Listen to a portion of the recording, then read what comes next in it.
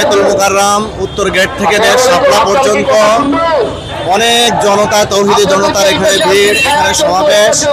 কেন আপনারা সকলে অবগত আছেন যে বাংলাদেশের দালাল, ভারতীয় দালাল এবং ভারতীয় এজেন্ডা বাস্তবায়নের জন্য এই দেশে যাদেরকে এখানে ভারত কর্তৃক এখানে রাখা হয়েছে সেই সংগঠনের নাম হলো ইসকন।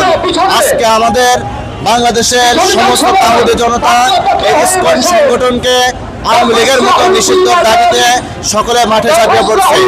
কেন আপনারা সকলে জানেন, ইসকন গত কিছুদিন ধরে বাংলাদেশের উপরে এমনভাবে উচ্ছেদ করছে, তারা আমাদের মুসলিমদেরকে টার্গেট করে মুসলিম নারীদেরকে ধর্ষণ করছে এবং মুসলিম যত ইমাম খতিব আছে তাদের উপরে সংগ্রহ হামলা চালাচ্ছে। গত কিছুদিন আগে দেখেছেন গাজীপুরে একজন বয়োবৃদ্ধ একজন বুজুর্গ আলেমকে তারা কয়েকবার চিঠি প্রদানের মাধ্যমে তারা হুমকি দিয়ে শেষ পর্যন্ত তারা তাদের কাজ বাস্তবায়ন করে তারা পঞ্চগড়ে ভারতে পাচারের উদ্দেশ্যে নিয়ে যায়।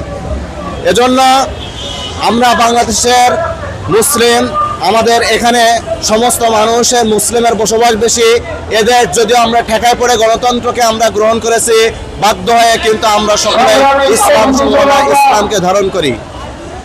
এজন্য আমাদেরকে এই ইসলাম যারা আমরা মুসলিম আছি আমাদের সবাইকে আমাদের ইমানি দায়িত্ব ইসকনকে ধ্বংস করা, ইসকনি ভারতীয় এজেন্ডাকে এই দেশ থেকে প্রতিহত করা।